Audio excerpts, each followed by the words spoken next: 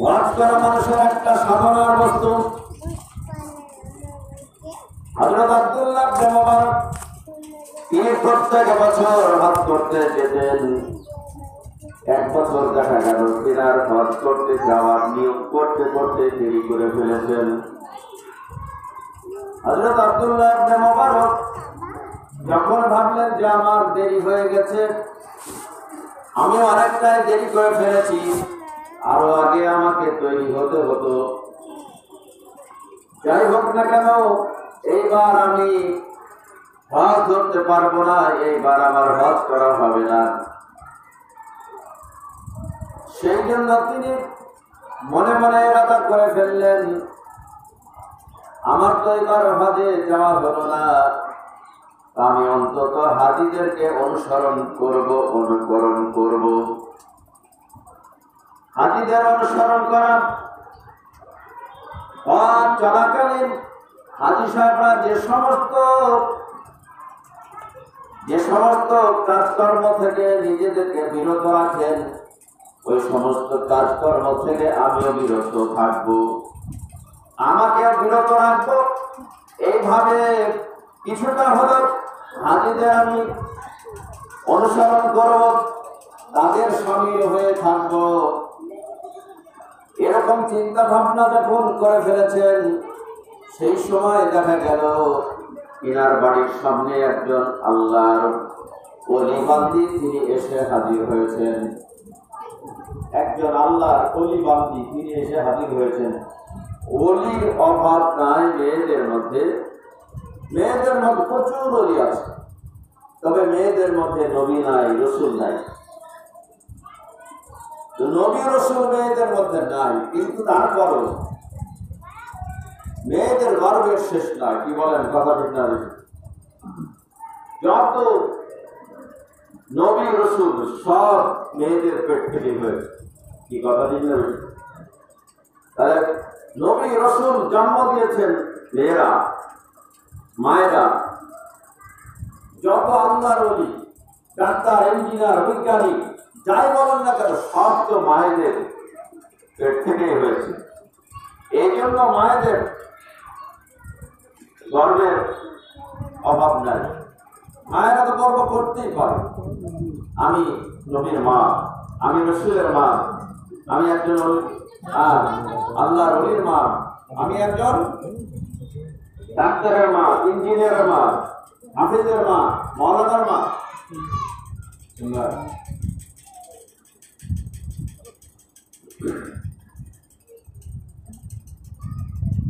ঠিক আছে, আল্লাহুম্মা সাল্লি আলা মাওলানা মুহাম্মাদ ওয়া আলা সাইয়্যিদিনা মাওলানা মুহাম্মাদ সাল্লাল্লাহু আলা মুহাম্মাদিন সাল্লাল্লাহু হরদম জবান সে নিকালো বাजना में, हरदम जबान से निकालो शफीना मुहम्मद सल्लल्लाहु अलैहि वसल्लम। हजरत আব্দুল্লাহ ইবনে মুবারক তিনি হজে যাওয়ার নিয়ত করার পরে পিছিয়ে গেছেন। এবার যখন হজ ধরতে পারবো না, তখন অন্তত হাজীদের অনুসরণ করব, অনুকরণ করব, এরকম সিদ্ধান্ত নিয়ে যখন বাড়িতে বসে আছেন, সেই সময় দেখা গেল একজন আল্লাহর ওলি বান্দী তিনি হযরত আব্দুল্লাহ ইবনে মুবারকের বাড়ির সামনে এসে হাজির হলেন। সালাম দিলেন আব্দুল্লাহ ইবনে মুবারককে। হযরত আব্দুল্লাহ ইবনে মুবারক সালামের উত্তর দিলেন, সালাম বিনিময় হয়ে গেল।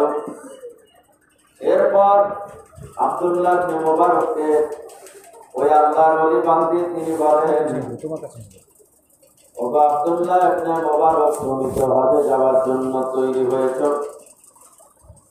আবার এটাও চিন্তা করছো হজ আমি করতে পারবো না, সেই জন্য তুমি হাদিসের অনুকরণ করবে, এটাও তো মনে মনে ঠিক করে ফেলেছ। শুনে নাও, আমি একজন হজ যাত্রী, হজে যাওয়ার জন্য বাড়ি থেকে বেরিয়ে চলে এসেছি। যদি তুমি হজে যেতে চাও তাহলে তুমি আমার সঙ্গে যেতে পারো। যে ব্যক্তি বলছেন যদি তুমি যেতে চাও তাহলে আমার সঙ্গে যেতে পারো, ওই ব্যক্তির অবস্থাটা এরকম, পার্থক্য জনিত কারণে তিনার চামড়া গুলো সব জড়ো হয়ে গেছে। পার্থক্য জনিত কারণে তিনার মাজাটা পড়ে গেছে। এরকম একজন বৃদ্ধা মহিলা লাঠিতে ভর করে টুকটুক করে হেঁটে হেঁটে আব্দুল্লাহ ইবনে মুবারকের বাড়ির সামনে এসে হাজির হয়েছে। হযরত আব্দুল্লাহ ইবনে মুবারককে তিনি বলছেন, আমি হজে যাওয়ার জন্য বাড়ি থেকে বেরিয়ে এসেছি, যদি তুমি যেতে চাও তাহলে আমার সঙ্গে তুমি রওনা দিয়ে দিতে পারো। আব্দুল্লাহ ইবনে মুবারক তিনি তো ছেলে মানুষ, যথেষ্ট তিনার বয়স কম, জওয়ানি রক্ত তিনার মধ্যে প্রবাহমান। আব্দুল্লাহ ইবনে মুবারক তাকিয়ে দেখেন আর মনে মনে ভাবেন, আমার শরীরে যথেষ্ট শক্তি আছে, আমি ছেলে মানুষ, তারপরও ভাবছি হজ করতে পারবো না, হজ এবার আমার দ্বারা করা সম্ভব হবে না। তাই তো আমি বিকল্প চিন্তা ভাবনা করা শুরু করে দিয়েছি, হাদিসের অনুকরণ করব, এভাবে আমি থেকে যাব। এইবার এরকম চিন্তা ভাবনা আমি মনের মধ্যে বর্তমানে লালন পালন করছি। আর এই মেয়েটা নিজেই চলতে পারে না, মাজা পড়ে গেছে, খুঁজে হয়ে গেছে, চামড়া গুলো জড়ো হয়ে গেছে। এই অবস্থায় সে হজে যাওয়ার জন্য রওনা দিয়েছে, আবার আমাকেও নিয়ে যেতে চাই। হযরত আব্দুল্লাহ ইবনে মুবারক তিনি যেন অবাক হয়ে বিস্ময় প্রকাশ করে তার দিকে যেন তাকিয়ে আছেন। ব্যাপারটা বুঝতে অসুবিধা হয় নাই ওই মহিলার। এই জন্য তিনি বলেন, হে আব্দুল্লাহ ইবনে মুবারক, মনে হচ্ছে তুমি আমার কথা শুনে অবাক হয়ে গেছো। শুনে নাও, যদি তোমার এটা বিশ্বাস হয়, যে ব্যক্তি ফজরের সুন্নত নামাজ বাড়িতে পড়ার পরে বেশ কয়েক মাইল রাস্তা অতিক্রম করে জীবন নদীর তীরে গিয়ে ফজরের ফরজ নামাজ আদায় করতে পারে, আমার জীবন নদীর তীর থেকে মেরু বলে একটা জায়গা, সেটাও বেশ কয়েক মাইলের পথ, এই পথ অতিক্রম করতে পারে সূর্য উঠতে কি না উঠতে। যদি তোমার এটা বিশ্বাস হয় তাহলে তুমি তার সঙ্গে রওনা দিয়ে দিতে পারো। সুবহানাল্লাহ বলেন। ইশারাতে বুঝে নাই জ্ঞানী লোক যারা, হাজার বুঝালে বুঝে না নাদান লোকেরা। আব্দুল্লাহ ইবনে মুবারককে সেই সময়ে সমস্ত আলেমদের বাদশাহ বলে ডাকত। বড় পীর আব্দুল কাদের জিলানী রাহমাতুল্লাহ আলাইহি, সেই সময় তিনি ছিলেন বড় পীর, আজও তিনি সবার কাছে বড় পীর। সবাই বড় পীর হিসাবে চিনে তো, বড় পীর হিসাবে চিনে, বড় পীর হিসাবে মানে। আব্দুল্লাহ ইবনে মুবারক সেই সময় তিনি আলেমদের সম্রাট ছিলেন, আলেমদের বাদশা বলতেন। এরকম একজন আলেম তিনি বলতে পারলেন, এ মহিলা আধ্যাত্মিক শক্তি সম্পন্না। এই মহিলার একটা আলাদা পাওয়ার আছে। কাজে এই মহিলার সঙ্গে যদি আমি রওনা দিয়ে দিতে পারি, তাহলে কিন্তু আমি এইবার হজ হয়তো করতে পারবো। সংক্ষিপ্ত সময়ের মধ্যে যা কিছু নেওয়ার, সফর করার জন্য, হজ করার জন্য যা কিছু নেওয়ার নিয়ে ফেললেন। এরপর তিনি বিসমিল্লাহ বলে রওনা দিয়ে দিলেন। হযরত আব্দুল্লাহ ইবনে মুবারক তিনি বলেন, ওই মহিলা আল্লাহর ওলি বান্দি, তিনি আগে আগে যান, আমি পিছনে পিছনে যাই। এইভাবে যেতে যেতে যেতে যেতে দেখা গেল এক সময় এমন একটা জায়গায় গিয়ে হাজির হলাম, যেখানে যাওয়ার পর দেখতে পেলাম একটা বিশাল নদী। এই নদী পার হওয়ার কোনো বাহন নাই, নৌকা নাই, লঞ্চ নাই, স্টিমার নাই। আবার সেখানে গিয়ে কোনো ঘর বাড়িও দেখা যায় না, সেখানে গিয়ে কোনো মানুষও দেখতে পাওয়া যায় না। এরকম একটা জায়গায় কিনারা চলে গেছেন। এরপর হযরত আব্দুল্লাহ ইবনে মুবারক তিনি চিন্তা করছেন, হায় হায় কি করলাম, এতটা রাস্তা আসলাম, কিন্তু এখন মনে হচ্ছে এখান থেকে নদী পার হতে পারবো না, বলে ফিরে যেতে হবে। মনটা খারাপ, অন্য কোন চিন্তা নাই, একটাই টেনশন, একটাই চিন্তা, কি সর্বনাশ হয়ে গেল, এতটা রাস্তা আসলাম, অথচ এখান থেকে ফিরে যেতে হবে। ভাইরা আমার, হযরত আব্দুল্লাহ ইবনে মুবারক তিনি যখন চিন্তা করছেন, সেই সময় দেখা গেল ওই মহিলা আল্লাহর ওলি বান্দি তিনি বলেন, ও আব্দুল্লাহ ইবনে মুবারক, তুমি তো মনে হচ্ছে গভীর চিন্তায় চিন্তিত হয়ে পড়েছো। তুমি মনে করছো এইবার হজে হয়তো আর যাওয়া হবে না, এখান থেকে ফিরে যেতে হবে। আব্দুল্লাহ ইবনে মুবারক, তোমাকে বলি আল্লাহর উপর ভরসা রাখো। আল্লাহ ইচ্ছা করলে আমাদেরকে নদী পারের ব্যবস্থা করে দিবেন। চিন্তা করো না, মন খারাপ করো না। তবে এখন যখন চিন্তা করছো, তুমি এক কাজ করো, চোখ বন্ধ করে আত্তাহিয়াতুর সূরাতে নামাজের কায়দায় বসে পড়ো। সুবহানাল্লাহ। হযরত আব্দুল্লাহ ইবনে মুবারক চোখ বন্ধ করলেন, আত্তাহিয়াতুর সূরাতে নামাজের কায়দায় বসে পড়লেন। কিতাবের মধ্যে এসেছে, হযরত আব্দুল্লাহ ইবনে মুবারক চোখ বন্ধ করে বসে আছেন। কিছুক্ষণ পর ওই মহিলা আল্লাহর ওলি বান্দি তিনি বলেন, আব্দুল্লাহ ইবনে মুবারক, আর কতক্ষণ চোখ বন্ধ করে বসে থাকবে? আর চোখ বন্ধ করে বসে থাকতে হবে না, চোখটা খুলো। হযরত আব্দুল্লাহ ইবনে মুবারক চোখ খুললেন। খোলার পর দেখতে পেলেন চোখ বন্ধ অবস্থায় কখন নদী পার হয়ে গেছেন, সেটা কিন্তু আব্দুল্লাহ ইবনে মুবারক বুঝতে পারে না।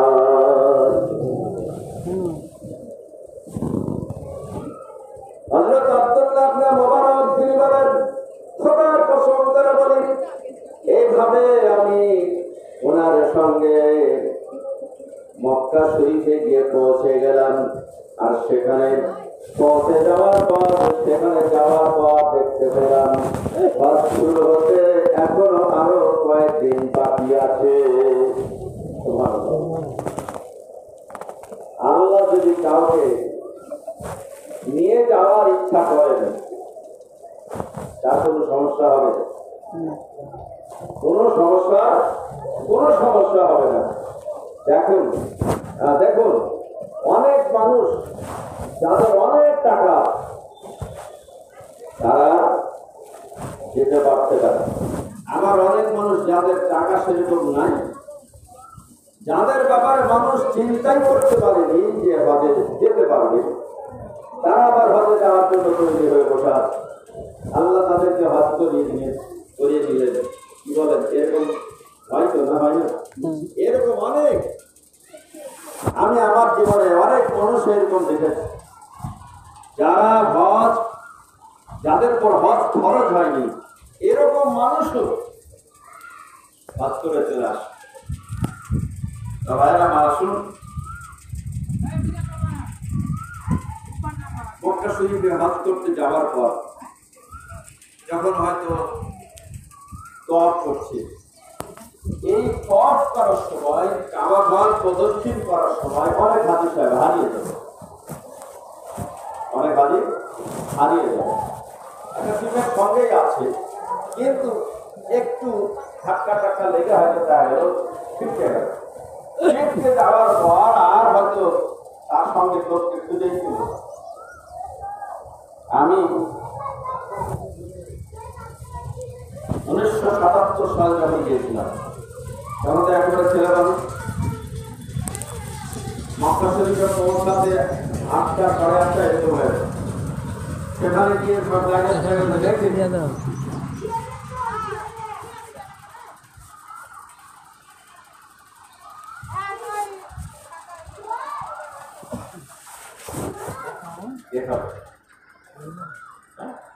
আমি তো বলি দিন পানি খাবো,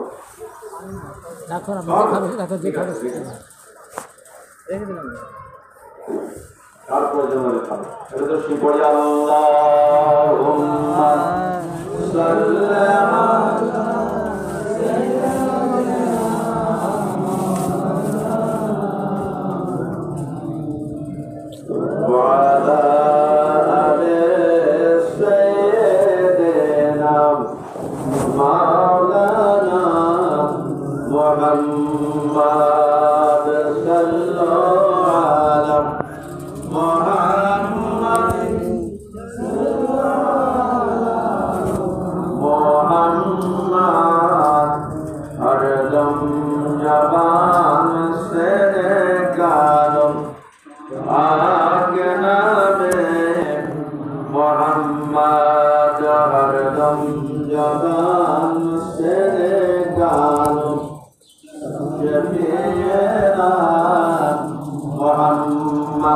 সাল্লাল্লাহু আলাইহি ওয়াসাল্লাম 1977 সালের ঘটনা। সেখানে যাওয়ার পর রাত্রিবেলায় যখন আমি তওয়াফে কুদুম করতে গেলাম, সেই সময় কাবা ঘর প্রদক্ষিণ করার সময় হারিয়ে গেলাম। আমার লোকজন যারা আমার সঙ্গে ছিল, আমি কিভাবে ছিটকে বেরিয়ে গেলাম। এরপর আমি খোঁজাখুঁজি করে আর খুঁজে পেলাম না। যাই হোক, একেবারে হারম শরীফের পাশে যে রাস্তার ওপারে কিন্তু আমাদের মুআল্লিমের বাসা ছিল। যাই হোক, যখন খুঁজে পেলাম না, তখন আমি যে রাস্তা দিয়ে ঢুকেছি সেই রাস্তা দিয়ে, সে দরজা দিয়ে বের হয়ে মুআল্লিমের বাসায় চলে গেলাম। যদি মুআল্লিমের বাসা না পেতাম, রাত্রিতে কোথায় থাকতাম, কি হতো আল্লাহ ভালো জানেন। এরকম হয়ে যায়, অনেক হাজি সাহেব হারিয়ে যায়। হারিয়ে যাওয়ার পর দেখা যায় হয়তো 2 দিন 3 দিন আর সঙ্গের লোককে খুঁজে পাইনি। খুব সমস্যা। বর্তমানে ভারত সরকার, সৌদি সরকার, তারা কিন্তু চেষ্টা করছে যেন হাজি সাহেব হারিয়ে না যায়, আর হারিয়ে গেলে যেন তাদেরকে খুঁজে পাওয়া যায় খুব তাড়াতাড়ি। সেই সব ব্যাপারে তারা অনেক যত্নবান হয়েছে। আল্লাহর ওলি বান্দী হজ করতে গেছেন। হজ করতে যাওয়ার পর তিনি হারিয়ে গেছেন। কিতাবের মধ্যে এসেছে ওনার নাম হলো মারিয়াম। মারিয়াম নামের একজন আল্লাহর বান্দী। ওনার বাড়ি কিন্তু বাইতুল মুকাদ্দাসে। কোথায়? বাইতুল মুকাদ্দাস, যেখানে লড়াই হচ্ছে, ফিলিস্তিনিদের সঙ্গে ইসরায়েলের লড়াই হচ্ছে, সেই বাইতুল মুকাদ্দাসে ওনার বাড়ি। বাইতুল মুকাদ্দাস থেকে এসেছেন হজ পালন করার জন্য। কিন্তু আরফার ময়দানে প্রবেশের আগে দেখা গেল এমনিভাবে তিনি হারিয়ে গেছেন। তিনার সঙ্গে 3 সন্তান তিনার রয়েছে। তিন সন্তান একদিকে ছিটকে গেছে, মা একদিকে ছিটকে গেছে। মা ছেলেদেরকে খুঁজে আর ছেলেরা মাকে খুঁজে খোঁজাখুঁজি চলছে, কিন্তু খুঁজে তো কেউ পায় না। ছেলেরা মাকে পায় না, মা ছেলেদেরকে পায় না। যাই হোক না কেন, হযরত আব্দুল্লাহ ইবনে মুবারক কিতাবের মধ্যে এসেছে তিনি সেবার হজ করতে গিয়েছিলেন। আরফার ময়দানে তিনি এগিয়ে যাচ্ছেন, জাবলে রহমত পাহাড় যেখানে আছে সেই দিকে এগিয়ে যাচ্ছেন। জাবলে রহমত পাহাড়, এই জাবলে রহমত পাহাড়ের উপরে একটা সাদা পিলার আছে। এই পিলারটাকে জাবলে রহমত মানে পাহাড়ের সেই পিলারটাকে ধরা হয়। মানে ওখানে ওই পিলারটা তৈরি করে সেটাই হলো মানে বিশেষভাবে চিহ্নিত করে রাখা হয়েছে যে এটাই হলো জাবলে রহমত পাহাড়। হযরত আদম আলাইহিস সালাম দীর্ঘদিন কান্না করেছিলেন আরফার ময়দানে। অবশেষে আল্লাহ রাব্বুল আলামিনের তরফ থেকে রহমত নাযিল হয়েছিল। হযরত আদম আলাইহিস সালামের দোয়া কবুল হয়েছিল। যেখানে দোয়া কবুল হয়েছিল সেই জায়গাটাকে তথা সেই পাহাড়টাকে বলা হয় জাবলে রহমত পাহাড়। জাবলে রহমত পাহাড়, এই পাহাড়ের দিকে এগিয়ে যাচ্ছেন হযরত আব্দুল্লাহ ইবনে মুবারক। তিনি উটের পিঠে হাওদায় চড়ে যাচ্ছেন, আর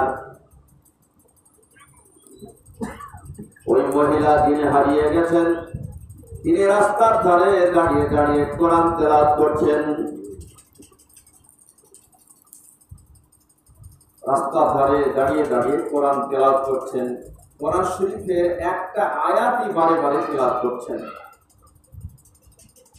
মান ইয়াহদিহিল্লাহু ফালা মুদিল্লা লাহু ওয়া মান ইউদ্লিলহু ফালা হাদিয়া লাহু।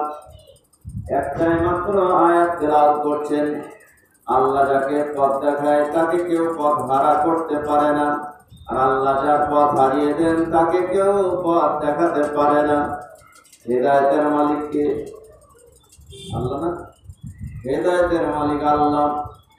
আল্লাহ যাকে হেদায়েত করেন, আল্লাহ যাকে পথ দেখান তাকে কেউ পথ হারা করতে পারে না। মান ইয়াহদিহিল্লাহু ফালা মুদিল্লা লাহু ওয়া মান ইউদ্লিলহু ফালা হাদিয়া লাহু। এই আয়াতটা তিনি বারে বারে পড়ছেন। তিনি মানে ওই মহিলা, বোরকা পরিহিতা মহিলা, তিনি একাই রাস্তার ধারে দাঁড়িয়ে দাঁড়িয়ে কোরআন তেলাওয়াত করছেন। একটু জোরে জোরে কোরআন তেলাওয়াত তিনি করছেন। হযরত আব্দুল্লাহ ইবনে মুবারক তিনি একবার তেলাওয়াত শুনলেন, দ্বিতীয়বার তেলাওয়াত শুনলেন ওই আয়াতটা, তৃতীয়বার আবার ওই আয়াতটা তেলাওয়াত করছেন ওই মহিলা। এরপর হযরত আব্দুল্লাহ ইবনে মুবারক তিনার সন্দেহ হলো শুধু এই আয়াতটা তেলাওয়াত করার মানে কি হয়, কেনই বা এই মহিলা শুধু এইটুকুই তেলাওয়াত করছে? মেয়েটাকে হারিয়ে গেছে না কি ব্যাপার? হারিয়ে যাওয়া ব্যাপারটা তো অহরহ হয়। তিনার সন্দেহ হয়েছে, তাই তিনি উটের লাগামটা টেনে ধরলেন, উটের পিঠ থেকে হাওদা থেকে নিচে নামলেন। নামার পর মহিলার কাছে গেলেন, যাওয়ার পর সালাম দিলেন, আসসালামু আলাইকুম ওয়া রাহমাতুল্লাহি ওয়া বারাকাতুহু। সালাম দিলেন।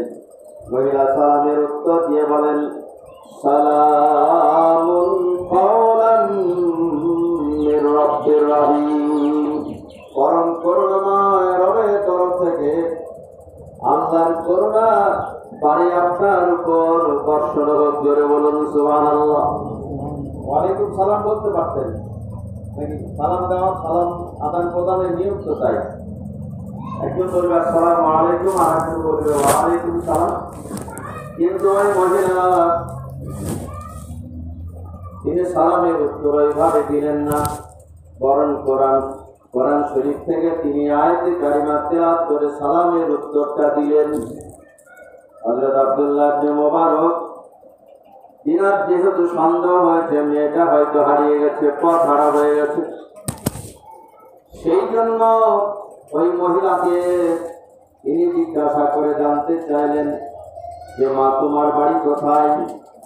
হযরত আব্দুল্লাহ ইবনে মুবারক যখন জিজ্ঞাসা করলেন তোমার বাড়ি কোথায়, মহিলা কোরআন শরীফের মধ্য থেকে উত্তর দিচ্ছেন সুবহানাল্লাযী আসরা বিআবদিহি লাইলাম মিনাল মাসজিদিল হারাম ইলাল মাসজিদিল আকসা। ওই মহিলা আল্লাহর বান্দি কোরআন শরীফ তেলাওয়াত করে, কোরআন শরীফের আয়াত তেলাওয়াত করে জানিয়ে দিলেন আমার বাড়ি বাইতুল মুকাদ্দাসে। সুবহানাল্লাহ বলেন। প্রথমত সালামের উত্তর দিলেন কোরআন থেকে, দ্বিতীয়ত তিনি জানিয়ে দিলেন তিনার বাড়ি কোথায়। হযরত আব্দুল্লাহ ইবনে মুবারক সেই সময় মেয়েটিকে বললেন, একটা প্রস্তাব দিয়ে বললেন তোমার বাড়ি বাইতুল মুকাদ্দাসে, তুমি তো মেয়ে মানুষ, কাজে তোমার একাই বাড়িতে ফিরে যাওয়া সম্ভব হবে না। আমি কথা দিচ্ছি তোমাকে, হজ শেষ হয়ে যাওয়ার পরে তুমি যদি চাও তাহলে তোমাকে হজ পর্ব কমপ্লিট করার পরে তোমাকে আমার উঠে করে তোমার বাড়িতে পৌঁছে দিব। এরকম যখন প্রস্তাব দিলেন সেই সময় তিনি প্রস্তাবে রাজি হলেন আর সম্মতি সূচক আয়াতে কারিমা তেলাওয়াত করতে লাগলেন। ওমা তাফআলু মিন খায়রি ইয়ালামুল্লাহ, আপনি যে কাজ করবেন এর বিনিময় আল্লাহ আপনাকে দিবেন। জোরে বলুন সুবহানাল্লাহ।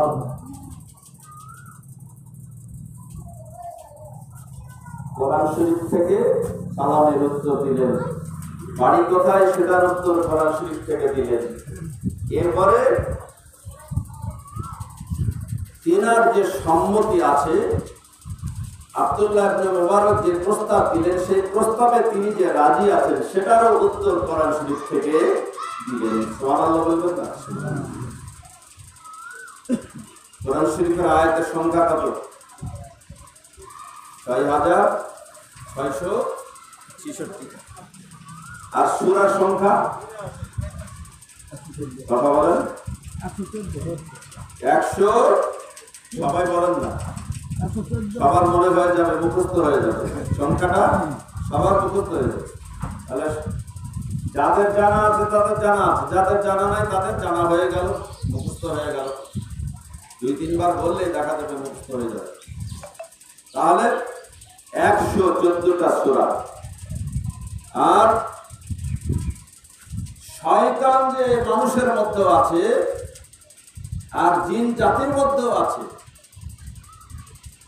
এই কথাটা আল্লাহ রাব্বুল আলামিন কোরআন শরীফের ১১৪ নম্বর যে সূরা, সেই সূরার শেষ আয়াতের মধ্যে বলছেন মিনাল জিন্নাতি ওয়ান নাস, শয়তান জিনের মতো আছে, মানুষের মতো আছে।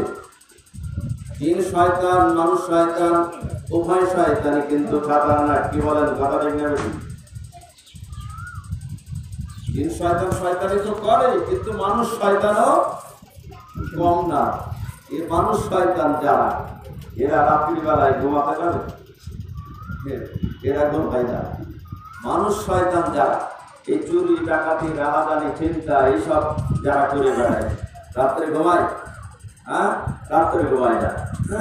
এরা রাত্রে ঘুরে বেড়ায়, কাজ করে, আর দিনের বেলায় ঘুমায়। হ্যাঁ, আর এই শয়তানের বাক্স যাদের কাছে আছে, এরা দিন রাত ২৪ ঘন্টায় বাক্স নিয়ে পাবে। কি বলেন? কথা ঠিক না? এই যে স্ক্রিন টাচ মোবাইল, এই মোবাইলটা কিন্তু খুবই খাতারনাক, শয়তানের বাক্স। আগে আমরা বলতাম যে টিভি দেখা যাবে না, টিভি দেখা হারাম, এরকম মুক্তি সাহেবের কথা বলতে। এখন বড় হারাম আমাদের পকেটে পড়ে। মানে ওই কি বলে, টিভিটা যতটা হারাম ছিল তার চাইতে ডবলের বেশি হারাম না। কি বলেন, ঠিক কিনা? আপনি যেটা চাইবেন সেটাই পাবেন, যা চাইবেন। ভালো চাইলেও পাবেন, মন্দ চাইলেও পাবেন। মোবাইলে ভালো চাইলেও পাবেন, মন্দ চাইলেও পাবেন, যা চাইবেন তাই আছে।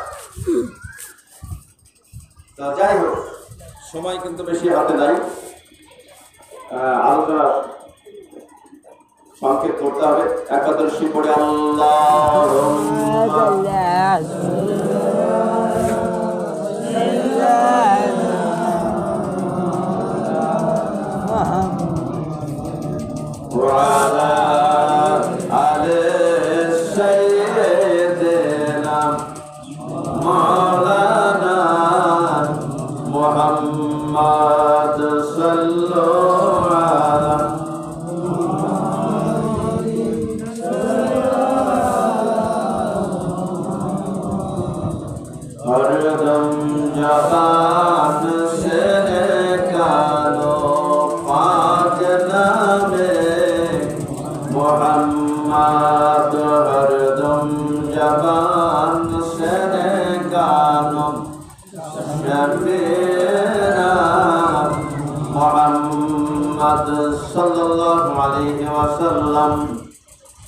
হযরত আব্দুল্লাহ ইবনে মুবারক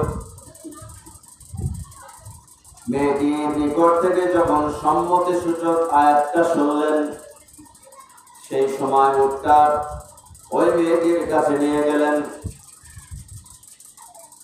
উটটাকে বসিয়ে দিলেন। বসিয়ে দেওয়ার পর ওই মহিলা আল্লাহর বান্দি তিনার দিকে তাকিয়ে আছেন। যথা স্থানে তিনাকে বসাতে হবে, দেখে বলেন। ড্রাইভারের জায়গায় যদি প্যাসেঞ্জার বসে যায় তাহলে সমস্যা না। এই জন্য তিনি তাকিয়ে আছেন, মেয়েটার দিকে তাকিয়ে আছেন। সেই সময় মেয়েটা বলে, قل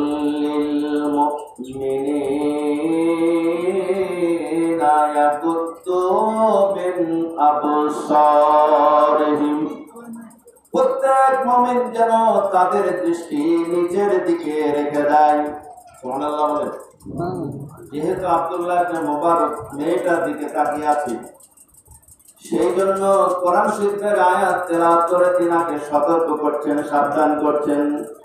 আপনি যেভাবে আমার দিকে তাকিয়ে আছেন এটা কিন্তু মানে বৈধ নয়, এটা বৈধ নয়। আপনার দৃষ্টি থাকবে, তথা প্রত্যেক মুমিন যারা হবে তাদের দৃষ্টি থাকবে জমিনের দিকে। আর জমিনের দিকে যদি দৃষ্টি থাকে, গুনার কাজ কম হবে না বেশি হবে? কথা বলেন। জমিনের দিকে আমাদের দৃষ্টি যদি থাকে, সবার দৃষ্টি থাকে, তাহলে আমাদের গুনাহ কম হবে না বেশি হবে? কম হবে। কারণ চোখ যেদিকে যাবে, দূরে হয়তো কোথাও কোন গুনার সিলসিলাতে দেখতে পেয়েছে, তখন দেখার পরে তার মনটা আকৃষ্ট হবে যে দূরে থেকে তো ভালো দেখা যাচ্ছে না, কাছে যায়। তাহলে পাকে ব্যবহার করলাম, এরপর পাকে ব্যবহার করে সেখানে গেলাম, যাওয়ার পর এইবার হয়তো হাতকে ব্যবহার করলাম, আমার অঙ্গ প্রত্যঙ্গ জড়িয়ে গেল গুনার সঙ্গে। হ্যাঁ, ঠিক আছে।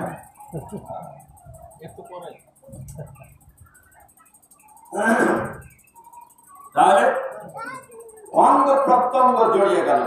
এই জন্য আল্লাহর হুকুম হলো,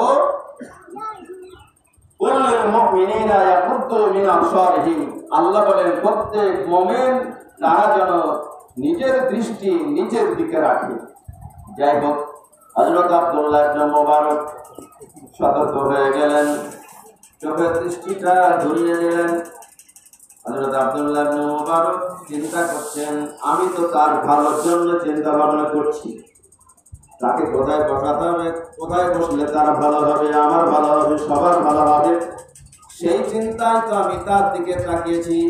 আমার মনের মধ্যে কোনো রকম কোনো খারাপ কিছু নাই। এরপরও যখন ওই মহিলা আমাকে অপমান করেছে, তিনি এটা ভাবছেন। অপমান যখন করেছে তখন তাকে কিন্তু আমি সাইজ করবই, এমন কায়দায় সাইজ করব।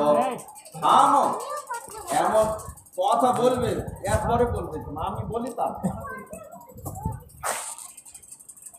এমন ভাবে কাজ করব লাঠিও ভাঙবে না, সাপও মরবে। কি বলেন কথাটা? কি লাঠিও ভাঙবে না, সাপও মরে যাবে, এই কায়দায় তোমাকে সাইজ করব। হযরত আব্দুল্লাহ ইবনে মুবারক দেখছেন এর মহিলা প্রথম থেকে কোরআন শরীফের মধ্যে থেকে সমস্ত আয়াত তিলাওয়াত করে করে আমার সঙ্গে কথা বলছে। মনে মনে চিন্তা করছেন সে কোরআন শরীফের মধ্যে থেকে কতটা কথার উত্তর দিতে পারে, সেটাও আমি না দেখে ছাড়াবো না। আমার নাম আব্দুল্লাহ ইবনে মুবারক।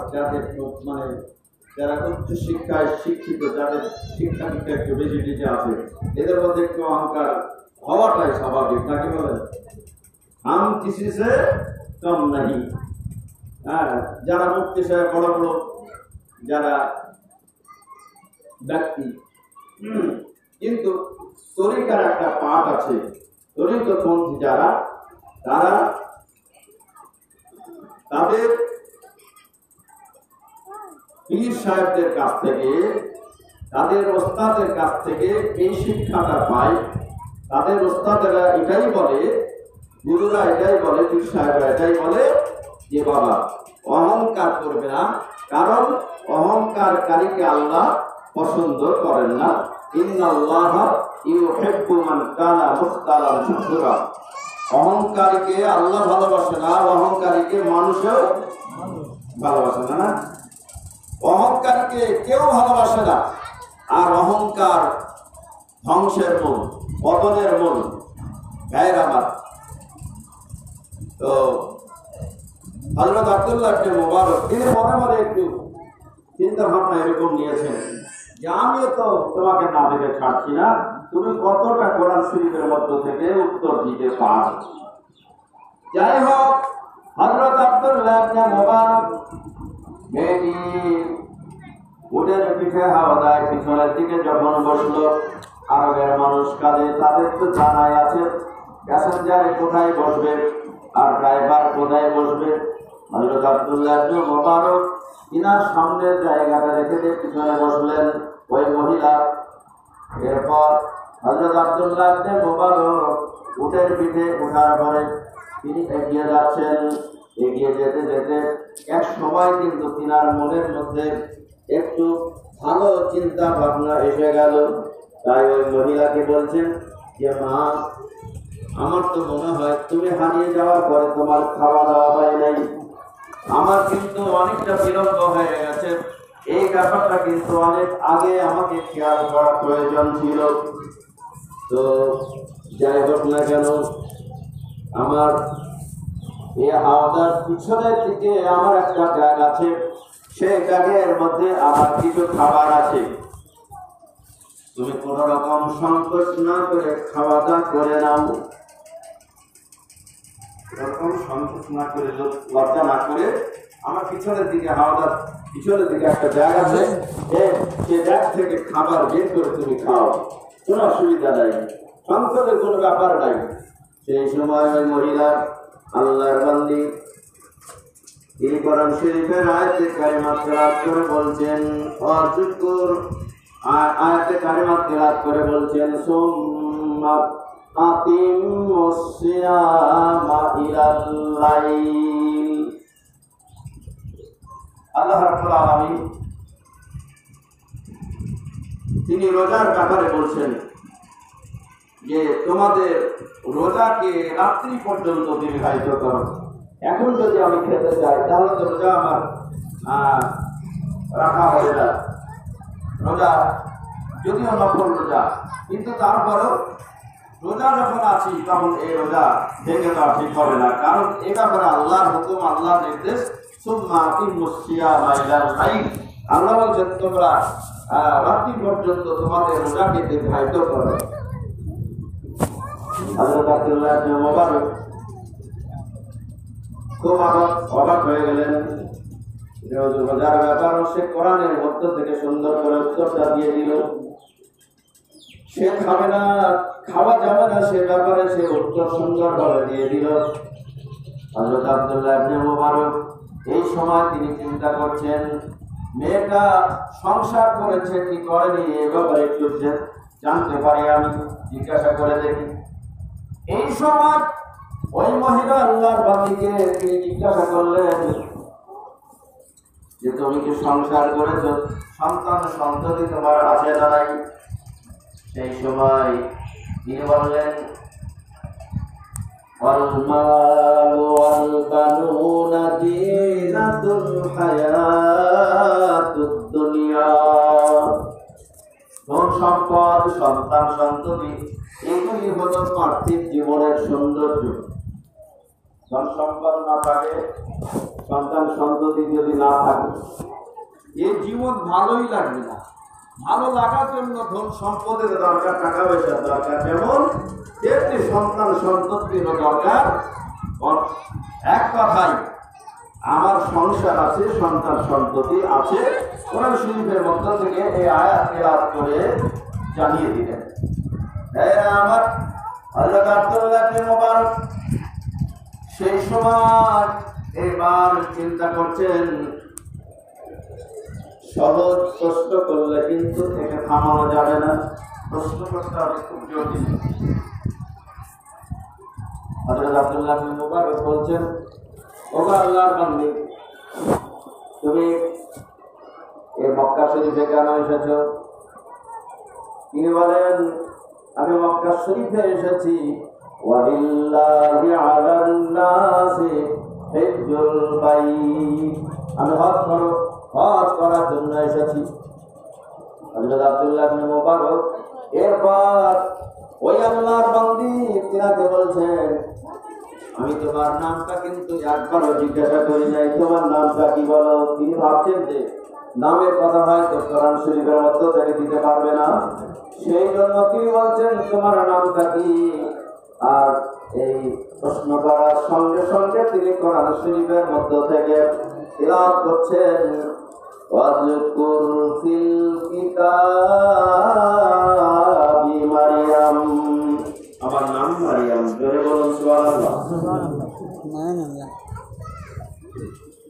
আল্লাহ বলছেন, তিনি আনাল লিকুল্লি শাই, এমন কোন বস্তু নাই যেটা কোরআনে নাই। আল্লাহ বলছেন, তিনি আনাল লিকুল্লি শাই, এমন কোন বস্তু নাই যেটা কোরআনে নাই। আল্লাহ বলছেন সব আছে। আমরা তো কোরআন পড়তেই জানি না, তার বুঝবো কি করে? কি আছে না আছে কিছু বুঝলাম, পড়তেই তো পারি না। ভাইরা আমার, আসুন, হযরত আব্দুল্লাহ ইবনে মুবারক সব চাইতে কঠিনতম প্রশ্ন এবার করে ফেলেছেন। ওগো আল্লাহর বান্দী, আপনার কাছে আমি জানতে চাই, আপনার সন্তান সন্ততি আছে বলে আমার এর আগের উত্তরে এর কথাই জানতে পেরেছি। সন্তান সন্ততি তোমার কয়জন এবং তাদের নাম কি কি বলতে হবে? জোরে বলুন সুবহানাল্লাহ। প্রশ্নটা সবচেয়ে জটিল না? সন্তান সন্ততি কয়জন, কি কি বলতে হবে? সুবহানাল্লাহ। কোরআন শরীফের মধ্যে থেকে এর উত্তর দিতে হবে। হযরত আব্দুল্লাহ ইবনে মুবারক প্রশ্ন করেছেন, আর তিনি কিন্তু উত্তর দেওয়া শুরু করেছেন। ওয়াত্তাখাযাল্লাহু ইব্রাহিমা খলীলা, আমার প্রথম সন্তানের নাম হলো ইব্রাহিম। ওয়া কাল্লামাল্লাহু মূসা তাকলিমা, আমার দ্বিতীয় সন্তানের নাম হলো মূসা। ইয়া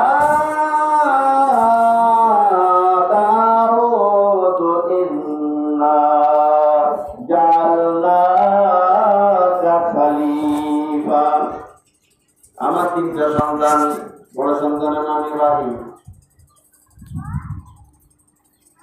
দ্বিতীয় সন্তানের নাম মূসা, তৃতীয় সন্তানের নাম দাউদ।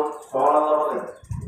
হযরত আব্দুল্লাহ ইবনে মুবারক চিন্তা করছেন, এই মহিলাকে আমি অন্তত থামাতে পারবো না, একে কবজা করতে পারবো না, শায়েস্তা করতে পারবো না। যদিও মনে মনে ভেবেছিলাম যে আমার নাম আব্দুল্লাহ ইবনে মুবারক, हम किसी से कम नहीं, কিন্তু দেখছি বিয়ে মহিলা যা আছে এ যা জিনিস আগে আর সাইজ করা যাবে না, আমার পক্ষে সম্ভব নয়। আমার মতো মোবারক তাবারকে হযরত আব্দুল্লাহ ইবনে মোবারক চিন্তা করছেন, আর নয়, যথেষ্ট হয়েছে, আর পাল্লা দিয়ে খাম নাই। এইবার ওকে সাইজ করতে এসে তো আমি তো সাইজ হয়ে গেছি। যাই হোক, এইবার মনোনিবেশ করতে হবে আরফার ময়দানে কি করে তাড়াতাড়ি যাওয়া যায়। যাচ্ছেন আরফার ময়দানে, জাবল রহমত পাহাড়ের দিকে এগিয়ে যাচ্ছেন। জনসমুদ্র, লক্ষ লক্ষ মানুষ সেখানে, সুবহানাল্লাহ বলেন, লক্ষ লক্ষ মানুষ সেখানে সবার কাজে, শুধু সেখানে গেলে তো মনে হয় যে শুধু মাথায় দেখা যাচ্ছে। আল্লাহু আকবার। সবার মুখে তালবিয়া, লাব্বাইক আল্লাহুম্মা লাব্বাইক, লাব্বাইক লা শারীকা লাক লাব্বাইক, ইন্নাল হামদা ওয়ান নি'মাতা লাক ওয়াল মুলক লা শারীকা লাক। সবার মুখে একটাই কথা, লাব্বাইক আল্লাহুম্মা লাব্বাইক, লাব্বাইক লা শারীকা লাক লাব্বাইক। লাব্বাইক, আমি উপস্থিত। আল্লাহুম্মা লাব্বাইক, হে আল্লাহ আপনার দরবারে আমি উপস্থিত। ইন্নাল হামদা, সমস্ত প্রশংসা আপনার, ওয়ান নি'মাতা, সমস্ত নিয়ামত আপনার, লাক ওয়াল মুলক, সমস্ত দেশ সমস্ত মুলক আপনার। জোরে বলুন সুবহানাল্লাহ। লা শারীকা লাক, এত সমস্ত দেশ আছে পৃথিবীর মধ্যে, যা কিছু আছে এর মধ্যে অংশীদার বলতে আপনার কেউ নাই। লা শারীকা লাক, আপনার অংশীদার কেউ নাই। সুবহানাল্লাহ। ভাইরা আমার, আসুন হযরত আব্দুল্লাহ ইবনে মুবারক এই সময় তিনি লক্ষ্য করে দেখলেন তিনটা ছেলে মা মা বলে ডাকছে আর তাদের দিকে এগিয়ে আসছে। হযরত আব্দুল্লাহ ইবনে মুবারক দেখলেন এবং দেখার পরে তিনার মনে হলো, একটু আগে এই মহিলা বলেছে আমার তিনটা সন্তান, ইব্রাহিম, দাউদ, মুসা, হয়তো বা মার সঙ্গে বাস করতে এসেছিল। তিনজন যুবক, তারা তো মা মা বলে ডাকছে, এই মার সন্তান হয়তো হতে পারে। যাই হোক, এবার লাগামটা পেরে ধরলেন, উঠ দাঁড়িয়ে গেল। তারপর দেখা গেল ইব্রাহিম, দাউদ, মুসা তিন সন্তান এসে হাজির হলো। মা মরিয়ম তিনি সাওদা থেকে নিচে নামলেন। নামার পর এবার আনন্দের কান্না শুরু হলো। জোরে বলুন সুবহানাল্লাহ। এতক্ষণ নিরানন্দের কান্না চলছিল, এখন আনন্দের কান্না শুরু হয়েছে। মা ছেলেদেরকে পেয়ে ছেলেদেরকে জড়িয়ে ধরে কান্না করছে, হাওয়া মা করে কান্না করছে, আর ছেলেরা মাকে পেয়ে হাওয়া মা করে কান্না করছে। আমার কান্নাকাটি শেষ। এরপর হযরত আব্দুল্লাহ ইবনে মুবারকের কথা, ওই মহিলা আল্লাহর ওলি বান্দি, তিনি বলছেন, যার নাম আমরা শুনেছি মারিয়াম, মারিয়াম নামের ওই আল্লাহর বান্দি তিনি বলেন, আমার সঙ্গে একজন সম্মানিত মেহমান আছে, মেহমানের মেহমানদারি করতে হবে। কাজে তোমাদের মধ্য থেকে কেউ একজন বাজারে যাও, বাজারে গিয়ে সুন্দর সুন্দর খাবার টাবার কিনে নিয়ে আসো। জোরে বলুন সুবহানাল্লাহ। এটাও কিন্তু কোরআন শরীফের মধ্য থেকে বলছেন, ফাবআসু আহাদাকুম বিওয়ারিকুম হাদিহি ইলাল মাদিনা। মাদিনা মানে হলো শহর, মাদিনা মানে শহর, বাজার। তিনি বলছেন তোমাদের মধ্য থেকে কেউ একজন বাজারে যাও। সুবহানাল্লাহ বলেন। তিনজন যাওয়ার দরকার নয়, তোমাদের মধ্য থেকে কেউ একজন বাজারে যাও, খাবার টাবার কিনে নিয়ে আসো। সুন্দর করে পড়ছেন, ফাবআসু আহাদাকুম বিওয়ারিকুম হাদিহি ইলাল মাদিনা। তোমাদের মধ্য থেকে কেউ একজন বাজারে যাও আর বাজারে গিয়ে সুন্দর সুন্দর খাবার কিনে নিয়ে আসো। সুবহানাল্লাহ। এরপর খাবার, ছেলেদের মধ্য থেকে একজন ছেলে চলে গেল বাজারে, বিভিন্ন কিছু খাবার টাবার কিনে নিয়ে আসলো। প্লেটে সুন্দর করে সাজানো হয়েছে। এরপর হযরত আব্দুল্লাহ ইবনে মুবারককে ওই মহিলা আল্লাহর বান্দি মরিয়ম নামের ওই মহিলা বান্দি তিনি বলছেন কুলু ওয়াশরাবু হানিয়াম বিমা আসলাফতুম মিন আইয়ামিল খালিয়া। সুবহানাল্লাহ। তিনি বলছেন এইবার আপনি খান এবং পান করুন, খাওয়া দাওয়া করুন। কুলু ওয়াশরাবু হানিয়াম বিমা আসলাফতুম মিন আইয়ামিল খালিয়া। বিগত দিনে আপনি যা ভালো কাজ করেছেন, নেক কাজ করেছেন, এর বিনিময়ে আজকে আপনি খাওয়া দাওয়া করুন। জোরে বলুন সুবহানাল্লাহ। খাওয়া দাওয়া পর্ব শেষ, এইবার বিদায় নিতে হবে নাকি বলেন? আমার কাছে আমি, তাদের কাছে তারা থাকবে। মা ছেলেকে পেয়েছে, ছেলেরা মাকে পেয়েছে, আর কোনো সমস্যা নাই। যেটুকু দায়িত্ব ছিল সেই দায়িত্ব থেকে তিনি খালাস হয়ে গেলেন। হযরত আব্দুল্লাহ ইবনে মুবারক ছেলেদেরকে জিজ্ঞাসা করছেন যে ভাই ইব্রাহিম, দাউদ, মুসা, তোমাদের নাম কিন্তু তোমাদের মার কাছ থেকে জানতে পেরেছি। বলো তোমাদের মা কতদিন থেকে কোরআন শরীফের মধ্য থেকে কথা বলে? জোরে বলুন সুবহানাল্লাহ। কতদিন থেকে তোমাদের মা এইভাবে কোরআন শরীফের মধ্য থেকে কথা বলে? সেই সময়